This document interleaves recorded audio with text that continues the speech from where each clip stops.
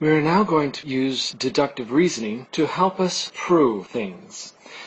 Every year I have a lot of students who get stressed out about these proofs, but all that you're going to do is apply the law of detachment and the law of syllogism to string conditionals together. Let's start by discussing things that we already know, the properties of equality. You should have learned these properties of equality last year in algebra. They work for any real numbers. The addition property of equality says that you can add the same thing to both sides of an equation.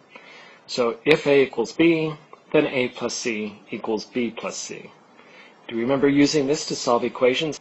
Related to that, we have the subtraction property of equality, which allows us to subtract the same number from both sides of the equation. If A equals B, then A minus C equals B minus C.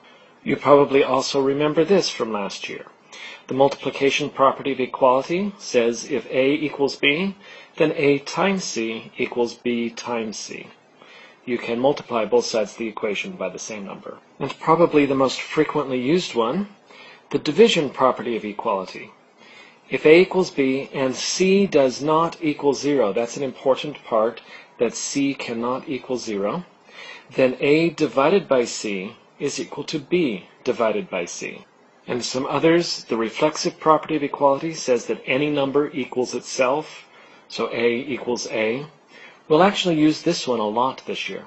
The symmetric property of equality says that if A equals B, then B equals A.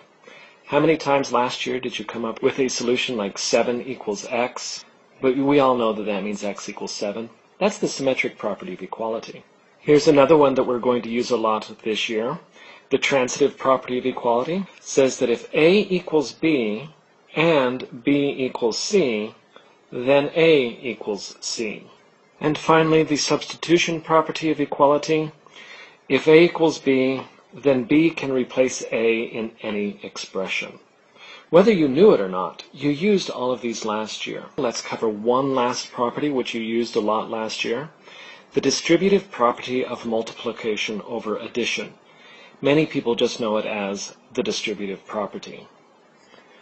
This is the property that allows you to distribute a number outside parentheses to everything that's being added inside the parentheses. So A times the quantity B plus C is equal to AB plus AC. What most people don't realize, however, is that this also works in reverse. So if both terms have something in common, you can use the distributive property to pull that one thing outside of the parentheses. So AB plus AC can also equal A times the quantity B plus C. Can you see how we've just pulled the A outside the parentheses? This probably is the most common used property of algebra, because it's used whenever you add like terms together. For example, this expression 3x plus 6x. We all know that it is 9x, but the reason why it works is this distributive property of multiplication over addition. What we're going to do is we're going to use this to pull this x that both terms have in common outside the parentheses.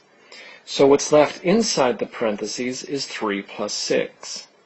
This is important because in our original expression, we had both multiplication, 3 times x and 6 times x, along with this addition here. But the order of operations requires us to do the multiplication before the addition.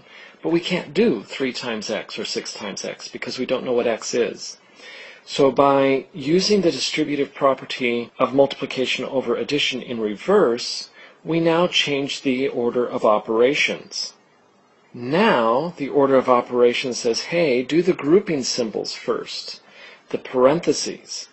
So that is why we can come up with 9x. Keep this in mind. A lot of people call this combining like terms, but it's actually the distributive property of multiplication over addition. Also, another note, I usually call it DPMA for short. So let's do an example where we show you exactly how we use some of these properties. What is the value of x? Justify each step.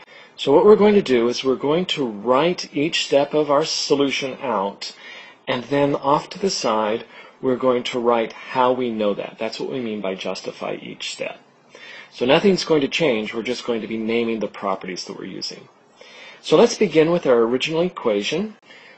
We know that 2x plus 30 plus x is going to equal 180 degrees. How do we know that? Well, if we look at our figure, one of the things that is safe to assume is that we have a straight line.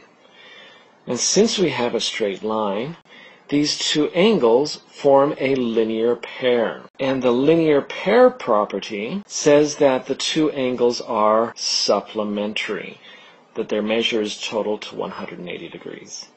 Okay, so we've just justified the step of setting up our equation. Now, let's take this 2x plus x. What do we get when we add those together?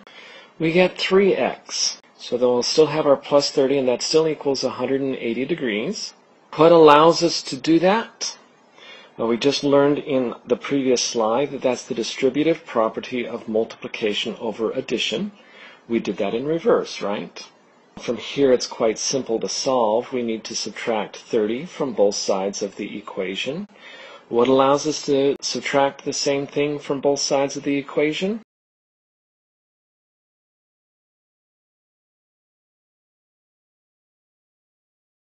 That's correct. The subtraction property of equality. And notice how I'm just using the equal sign to say equality.